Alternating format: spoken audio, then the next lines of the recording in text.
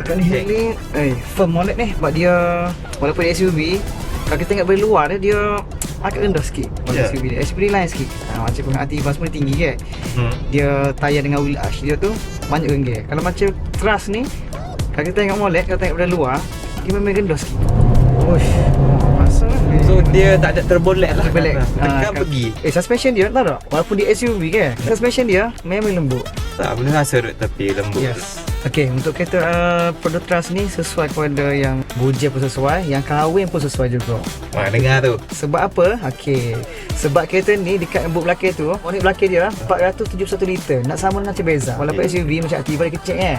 Yang ni besar. Even nak pergi kau nak hijau kau nak pergi jauh-jauh pun kereta ni bukan sekadar untuk main dalam bandar kau, untuk long distance pun tak ada masalah. Okey, maksudnya dia agak sporty lah. Yes, sporty. Dia kalau kita tekan ke menu dia akan keluar lambe S Sport. Dia test sikit-sikit dah. Rasa analogi. Okey, test.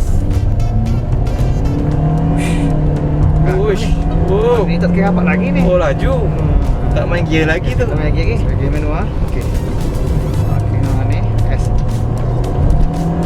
Tapi kereta ni walaupun laju dia dilengkapi dengan ADAS. Macam ADAS lah ni. Ya, ESA 3.0. Lepas tu dia ada lane departure warning, lane key assist. Dia ada sikit-sikit kan dah besar. Ni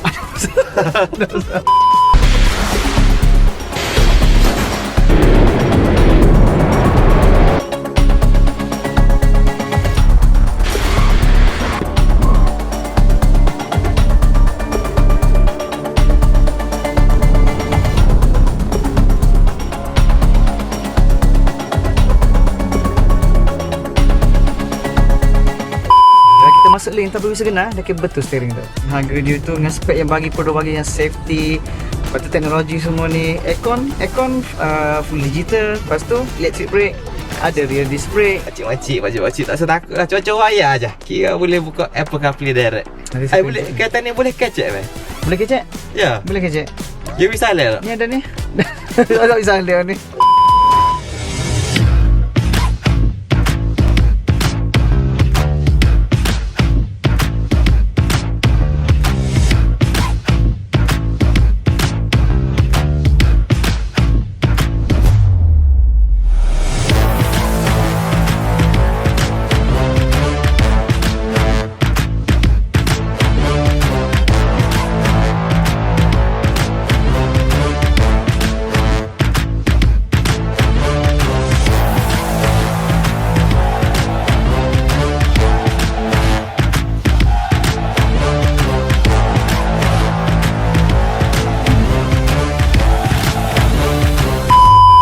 Adik kakak, kalau tak tahu lagi kedai Produa Nasrul di mana, kedai kita berhampiran dengan Masjid Besar Kubakia, Masjid Bawah Biru tu lah.